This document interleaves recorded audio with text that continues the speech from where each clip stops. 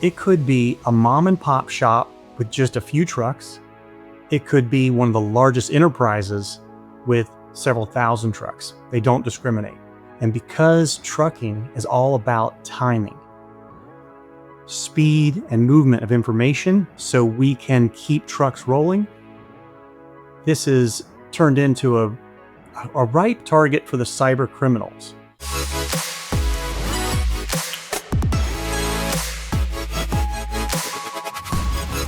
Hello and welcome to Carrier Code, your inside track to the strategies, stories, and leaders driving the trucking industry forward. Today's episode is sponsored by Drivers Legal Plan, CDL Ticket Defense for Professional Drivers, and produced by Bulldog, Trucking's podcast pros. I'm Christy Choice here with my co-host Rocco Morari. How we doing today, Rocco? Christy, we're doing great as always. Always excited to bring new guests to our listeners and just share some knowledge that they may not have. And I think today's episode is going to be an eye-opener. It's one where I don't think the industry places a lot of time in. So this is going to be something that, it's going to pique interest. I can tell. I think so. And today we are talking about disaster recovery. And so I'm going to prepare you now, everyone. I'm going to need you to have your listening ears on and really lean in. We have an amazing guest who is going to talk to us all about some disaster recovery, but business continuity planning. And in this current time of year where things may wind down, even if it's just for a week or two, there is still some valuable work that can be done into the end of the year and going into the next year. And so I work with carriers of all sizes in my day job, where some folks are very, very sophisticated and some folks not so much. But no matter what, this is a judgment-free zone. At Carrier Code Podcast, we want to make sure that we bring valuable information to you so that you can stay in the know with all of the things that are going on in the industry. What else would you say about disaster recovery, Rocco? What do you think about this topic? What's crazy, Christy, is I'm at a conference right now, and this has not come up one time. And I just find that odd. This is something that hits carriers, people in their personal lives. So it really, is very fluid. So not only do we have to be concerned about this from a business aspect, but also a personal aspect. And I've been to sessions here, spoke to carriers, and it has not come up except for the ones that got attacked. There's a handful that have been attacked and they do speak about it openly. But as far as being preventative, or even the recovery side of it, it just doesn't come up. So hopefully, with our guest today, that's going to change the industry here. And again, bring this to the forefront a little bit more quicker than I think it would happen otherwise. Yes. And so the purpose of this is to spark a little bit of good conversation and expert thought. So carriers out there, send us an email to knowthecode@carriercodepodcast.com. We want to know if this resonates with you and if this is even something that was on your radar. Okay. And so as we move forward, there's going to be a lot for us to discuss, but I'm just ready to lean on in. Christy, everybody listening, I am so excited today. We have Chuck Cook with us, president of RenovoData. Everyone, this is going to be an exciting and really much needed topic for the industry today. So Chuck, can you tell us a little bit about yourself and let the audience know where you came from and how you got here? Hi, thanks Rocco and Christy. I appreciate the opportunity to be here. My name's Chuck Cook. I am the president at RenovoData, and I'm a certified business continuity planner. What does that mean? I've done a lot of work in the world of recovery. Disaster recovery for IT operations and business continuity for the other departments and how they survive after an event. So happy to share what I've seen, and we've seen a thing or two, so we can share a thing or two. And I guess another notable thing is we've been working in the transportation and logistics industry since 2008. Oh, wow. So we have seen. Ooh, good deal. Yeah, good deal. Good deal. Well, I know we want to just dive in, but you've already said a couple of things that have piqued my interest. Now, anytime anyone says anything about disaster, I think our minds do go to worst case scenario, right? But Chuck, I want you to help demystify disaster recovery, but also that business continuity side of it, because I love the way you explained it. The disaster recovery is needed on like the IT side of things, but there's a whole nother side of the business that still has to operate and function and move on after an adverse event. So if you could just dive into what those two things are, I think that would help set up the conversation for some real good success today. Yeah. And I kind of touched on it right there just to kind of get the juices flowing. But these two terms, disaster recovery and business continuity, are often conflated. And what happens is that we're thinking, oh, well, business continuity is faster because we're talking about continuity. But really, business continuity is how do all the other departments operate if the IT systems are down or if an event occurs which takes out headquarters. It could be a lightning strike. It could be, like an act of God, weather, storms, or it could be a cyber event that everything's up and running. And technically the lights are still on, but the little blinking lights for the computers aren't delivering data to anyone. And because trucking is all about timing, speed and movement of information so we can keep trucks rolling, this is turned into a ripe target for the cyber criminals. So we can, yes, talk about the weather and other impacts to operations, but cyber criminals for almost a decade now have figured this out, and they pick and choose. They love to get their hands on an IP address of a trucking company. When they're going after these IP addresses of a trucking company, is there a certain profile that they're targeting, or is it just a wide open attack from a range, one truck to 10,000? Do they have that sweet spot or that profile that they're really looking for? Well, the threat actors deploy autonomous tools that just scour the internet. So they don't care. It could be a mom and pop shop with just a few trucks. It could be one of the largest enterprises with several thousand trucks. They don't discriminate. So the whole thing is, I'm just a small little shop here in rural such and such state, does not apply because you're on the internet. You have an internet address, an IP address. And if they find any hole, any little tiny capability, they'll scan. And so it's autonomous. They don't care. And then if there's a vulnerability found, sometimes there's a business in the background that sells this stuff. And they'll say, I got an IP address with this port open. And then they'll sell on the dark web. And then someone else will pick that up because they know how to exploit that port that's open and get inside. And then sometimes it's a hot potato and they're like, okay, I got inside this IP address and I deployed this. I have a keylogger going, and they'll sell that on the dark web to someone else who will deploy a malware event. So you could have been infiltrated 6 months earlier by a party that had nothing to do with the party who deployed the encryption scheme that destroyed your data. It's a business. And so this isn't going to stop. It's just going to keep going and keep evolving. Yeah. And one of the things you said, Chuck, I think Rocco and our minds immediately went to cybersecurity because there's such, I wish that we could retire the term bad actors, but I wish even more that bad actors would just kind of go away and people would, we wouldn't need to retire the word because we would see it less and less. But also like acts of nature, acts of God. In my role, I work with lots of carriers, and sometimes the industry is full of paper. Right? They have like very important documents like that are part of their driver qualification files that are in some remote terminal location in filing cabinets, and then they have to actually send someone there to maintain it. But what about when a flood happens? What about when a fire occurs, right?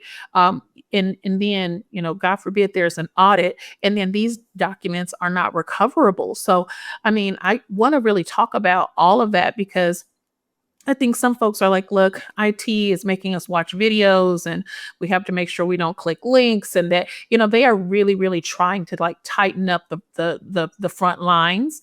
But there's also other things that happen that a company would need to know about so they can insulate themselves from risk. So let's dive into that a little more, Chuck. We are all ears. Tell us more. Okay. There were 17 things that came to mind with what I'm you just said. sure. I'm sure. I'm going I'm to sure. just try to pull it in and grab some nuggets that are helpful. So whether it is a weather event, an issue that occurred physically to the building, or a cyber event, there is a preservation of records issue. DOT has it in their CFRs, their regulations. So we have an issue there where we could be out of compliance. But now let's think about, we're more data dependent than ever because of the inconvenience of paper files in that remote office. Yep. So we're digitizing, we have scanning tools, we're scanning Yes. everything. Whether it's a weather event related or it's cyber criminal related, and you touched on the cyber hygiene aspects where they're making us click on these videos and take these quizzes. It's to keep it front of mind. And if we have, so there's the human firewall where we could not click too fast. That's huge. That is the number one way they get in, even more so than scouring the internet for the IP addresses, because a lot of people have picked up on that, and a lot of IT companies have tightened up their IT and put in firewalls in place. And I've literally had customers in the trucking space who had their TMS system self-hosted on a computer connected to their local cable internet with no firewall. Wow. Yeah. These things still occur even in 2025. But it's all about having, so you could spend $1 million on prevention, whether it's the videos and new firewalls and having what's called a SOC, the Security Operations Center, monitoring every single thing that goes in and out of your network. You could literally have $1 million a year budget for that. And still a user could click, bring the payload in, or bring the pieces that could assemble into a payload. And that's how sophisticated it's gotten. And that's why they keep making us do these videos. But when it all comes down to it, all we have is recovery. So adopting a redundancy mindset. You could be this is us as individuals, individual drivers. You're an independent trucker, you're driving down the road. If you only have one phone and everything relies on that phone working, that is a single point of failure in my world. So now that driver, what he often will have is maybe a tablet that is on the same profile. Let's say you're in the Apple world. And a lot of times the apps will carry over to that. So if they have access to secure Wi-Fi, not public, no public Wi-Fi, guys. Maybe their workaround procedure as an individual driver is, and the redundancy mindset is, if my phone fails, my tablet can do things. Little things like this that if we as people put in place in our personal lives, redundancy mindset. I'm going to share. I'm the president of a backup and recovery company. This is embarrassing, but I'm going to say it anyway. There's a person in my life I happen to have married, and we were doing our taxes on a laptop. That laptop, we had a few years back, we had to do some adjustments and cleanups, and we had a lot of very important data on it. My son started getting to a point where he liked online gaming, and he needed a computer. Well, this old laptop, yeah, you can use it, son. He dropped it. No threat actor, no sophisticated phishing attempt. A simple drop of a laptop caused us over $1,000 in forensic recovery fees when I could have paid $10 a month to an outside provider, or I own a company that does these things. We could have installed an agent on the machine and automatically send it to one of our cloud sites. Right. Didn't do it. And so this happens to everyone. I'm just telling on myself for the purpose of we need to adopt the redundancy mindset. Chuck, with that, what do you think the acceptance is within the industry? Is it something that you see it trending more positive? Is it still stagnant? What are you seeing out there? Up until about 2019-ish, someone would get infiltrated or impacted by, let's say, a cyber event. They would want to hide it as much as possible. It's like this, Mm-hmm. the cone of shame of, it was just so embarrassing. And all of a sudden, people started realizing we need to share information about what happened so others can learn from this. And I do breakout sessions and talks like at the TIA and trucking and transportation oriented conferences. And the attitude has completely changed. I remember my first speaking engagement, I had 0 questions and nothing but wide eyes and people taking notes. It was scary, right? It's a big, scary subject. But if we think about it as individuals and at work, 1, the cyber hygiene, be good, don't click too fast, do all the things the videos tell you, be up on the terms.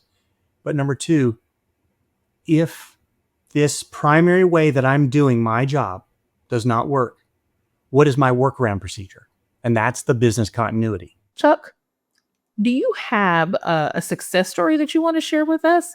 I feel like, this is a heavy topic, but I know that you'll be able to give us something, a positive outcome. So tell us what happened. To Rocco's point earlier, his question earlier, as the industry has evolved and really come up with the times, they're doing the things like the videos. They're doing things like really looking at their backups. And so in my world, step 1 of a resilient organization is take inventory of what you have. Your assets they call them digital assets, or we'll call them IT assets, anything that could hold data, right? Physical assets, so it could be a physical computer, or software assets. And in the world of software, like you could have a virtual server, you could have just an app on your phone that's critical. And how do you get to that app? If it's only through your PC and there's no alternate way, we got to start thinking about the workaround. And so the workaround is business continuity. And then the IT recovery is the back end where the IT guys have said, okay, we've taken inventory and we got permission from management. We don't have budget to protect everything with this super high tech whiz bang boom redundancy that built in the cloud, where you click something and all of a sudden it comes up in the cloud and minutes later we can switch all users to a different site. That is available. Now imagine, and I, not saying any names because we have tons of success stories, and we have some of the largest or larger carriers where they measure their trucks in the thousands. And then we have the mom and pop shops where they have a dozen or fewer. And the dozen or fewer can't afford that real-time replica going to the cloud where you click a button and 4 minutes later, you have 100 servers that are starting to boot up in our cloud. And then within a couple hours, we have users working from all over the country in our cloud that we're going from headquarters. And that happened a year and a half ago where threat actor took out everything. The bad guys figured out that they had domain credentials and then scoured and found out that they could do something, and they took out every server and the storage with a few clicks. Now, when you have thousands of trucks on the road and you lose all 138 servers. Ooh. Oh yeah. Talk about disastrous. Yeah. You're down. Yeah. Hard. You're down. Well, within 4 hours, we had 80 servers up. And within 8 hours, we had all 138 servers up, and we had the biggest offices VPN'd into the cloud.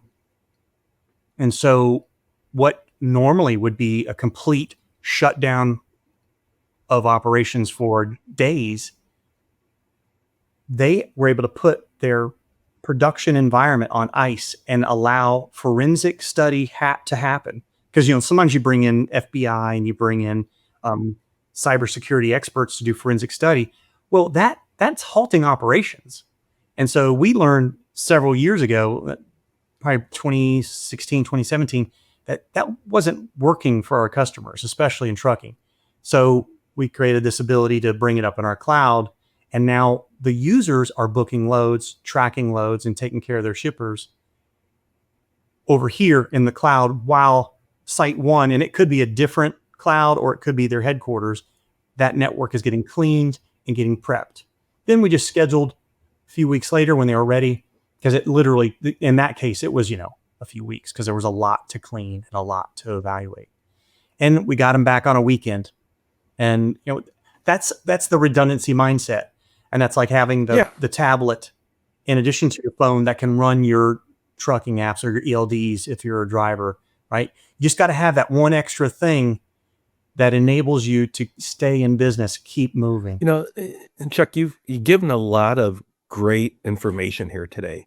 What are some practical tips that, let's say somebody's not a customer of yours yet, or they're new, to learning about disaster recovery or just getting into the game here? What are some tips that you can share with them that can help, hopefully prevent this from happening down the road? The number one thing is get inventory of what you actually have.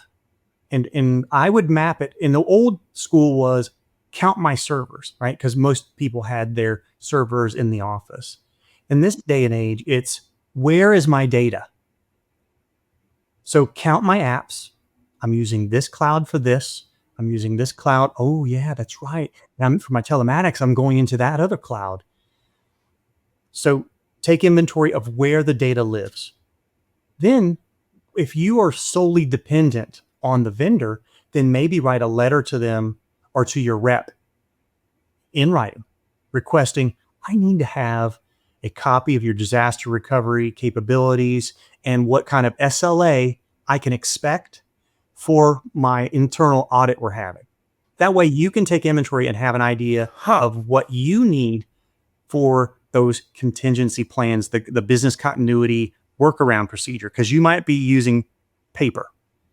And if you have to use paper, if you had a PDF form that you could print a couple and then have a dumb copier on site that doesn't rely on network, because remember, if network's down, and then you hand out those papers to people at time of need. And that could be the workaround. So there's pieces of it and then if my apps and data live on a server that my company controls, how critical is this data? Yeah. And so I usually put it in 3 buckets: critical, important, and then archival or not important or less important. Just put them in buckets, and then you divvy up budget on the critical first. Then as budget allows, you go to your important and then your less urgent stuff. Because people are like, I can't afford all this. This is everything. Right. It's like, here's the Cadillac solution. You can't do Cadillac for everything, especially if it's for, it's old data that's important because it's old driver data from 10 years ago. Okay, at what point, and this is where policies come in, maybe there needs to be a policy that says after 7 years or after 10 years, something that's make sure it encompasses preservation of records requirements in DOT. We are not keeping that data anymore, and purposely purge it. Thinking through, where is my data and how important is it? And now we're can put this in salami, slice it, right? We don't want to try to eat a whole loaf of salami. Let's just bite it off one at a time, and then we'll get to the less important stuff later. One of the things that you said that I fully agree with is kind of taking an inventory with where you are right now, right? And then, if they're going to put them in those buckets, they have to also know how to define the different buckets. But for someone who is an IT novice, who some of this may have gone over their head, me. uh, where would someone go, or what type of resources are out there just to start getting the general gist of not just how important this is, but really assigning language to what these terms are? I mean, we can always Google it, right? But are there other resources available that you're aware of that folks can use? There are. So to the logical extreme, there's NIST, the National Institute for Standards and Technology. That is a federal reference. Wonderful. Wonderful. However, Okay, NIST. that is Uh-huh. so vast, and there are so many. It's federal regulation. So Okay. it's just like the DOT regs, right? It goes so deep. But there's another one that I like to share. It's called the Center for Internet Security, CIS. This is a great standard to measure your organization against. And they boil a lot of it, and it does get a little technical, but they boil a lot of it into phase 1, phase 2. And in that phase 1 is that take inventory of your assets. And they'll break it down. So, and then if there's an individual term that you can either click it and they'll tell you there, or just Google it. But just having a standard to measure yourself against is huge. And then that helps get the juices flowing to feel like it's not just a jargon filled guy that just tells stories with, all these acronyms, No, like Chuck, this is super helpful because someone may be listening and they don't know how to get the conversation started internally, or they're not the decision maker. And so I know if that were me, I would want to kind of brush up on my own knowledge so that I could put the pieces together, a little bit better for the sake of the organization and, being prepared to have that conversation. But I know Rocco was going to ask something too. Go ahead. No, what I was going Rocco. to say, Chuck, is, I think you opened a lot of eyes today within the industry. Christy and I attend, I can't tell you how many trade shows a year, 30, 35, on top of all of our customer visits. Yeah. And this is a topic that doesn't come up until it's too late.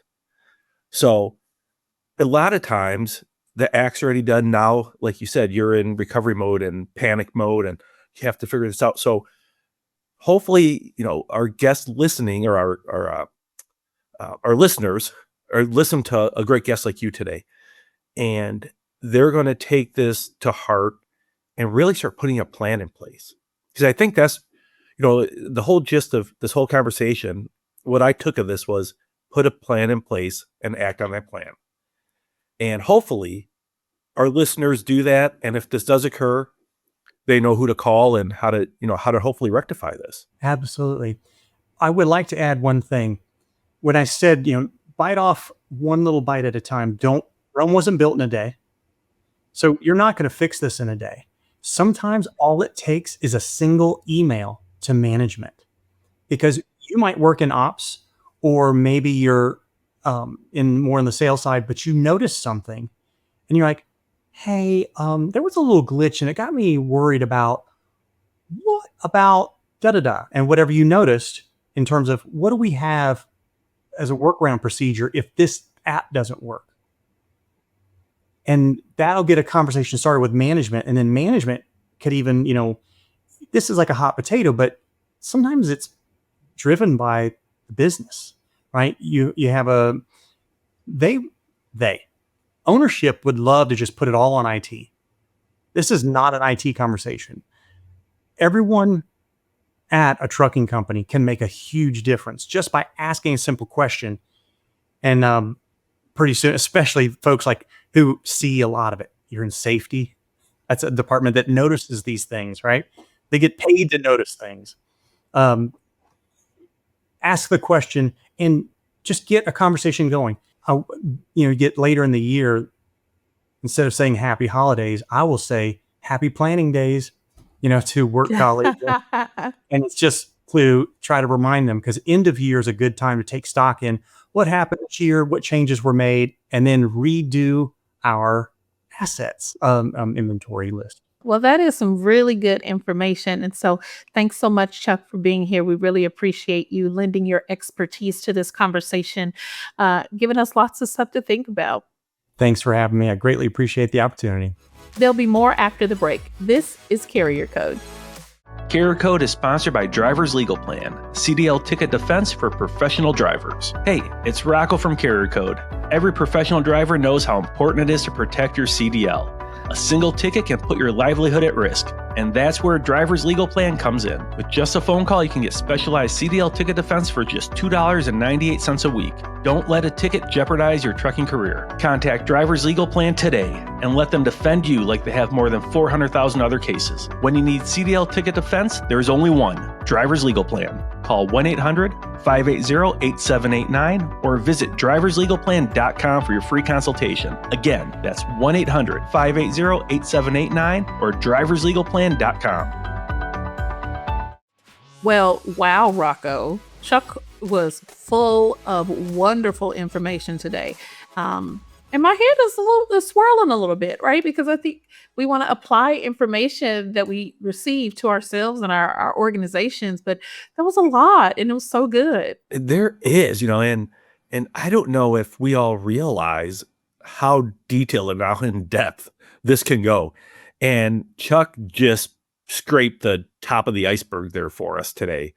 I think, we could have gotten so deep in the weeds here and got very granular just on any of the topics that he touched on, and the whole purpose of this was we want the listeners to know this is happening.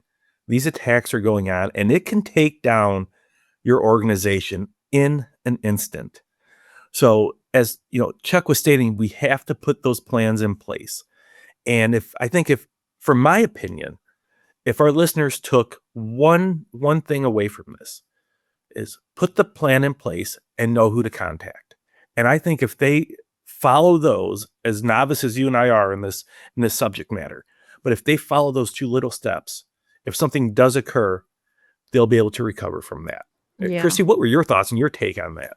Well, when we get toward the end of the year like we are now, people are looking for ways to kind of wrap up the year and what new and deciding which initiatives to start in the new year. And so I was really, really glad to hear that in the current economic state that we're in, hiring may be down, safety is always a focus, but also with IT, there's still some work that needs to be done. So it seemed like Chuck gave us some ways to intertwine some of that end of the year planning and include IT. So I thought that was really, really good. It was. I like that end of the year planning that you spoke about, that he spoke about. Yeah. And I think that is going to resonate with the audience because, like you said, I think so too. The end of the year, and our carriers do this. Other organizations do this at the end of the year. They reflect back and plan for the upcoming. Now it's going to be 2026. So I think both of you touched on that perfectly. And if we take those little bits and pieces that we picked up from Chuck's knowledge here, I think everybody will be fine as we go forward. Yeah, for sure.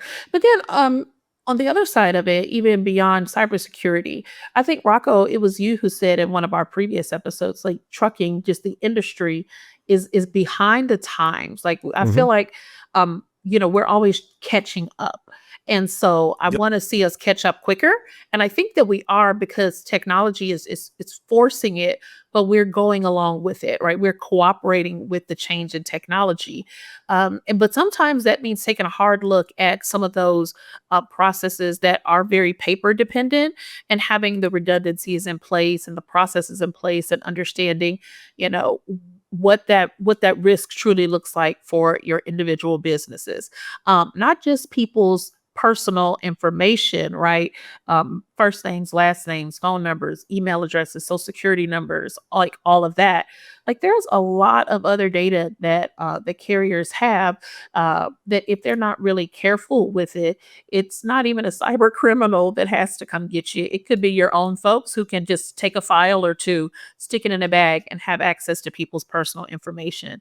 And so really just thinking about what those are so that you can upgrade and update your processes to a carrier that has so much data, even if there's a small carrier, you got people applying, you have lots of personnel files, lots of data everywhere. So just be vigilant with protecting your data and your employees' data, your driver's data, like all of it just needs a second glance. No, and I'm going to leave our listeners with this today.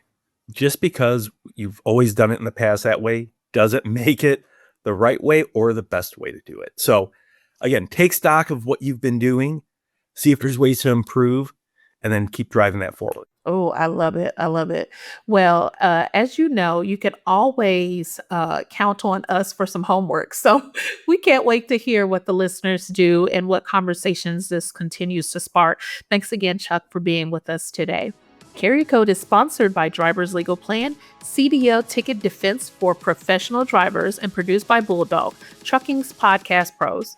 New episodes drop every week, so be sure to like, subscribe, and follow so you never miss an episode. You can listen on your favorite podcast platform, watch on YouTube, or visit us anytime at carriercodepodcast.com. You can also find us on all the social media channels at Carrier Code Podcast. Thanks so much for joining us. And until next week, I'm Christy. And I'm Rocco. And this is Carrier Code.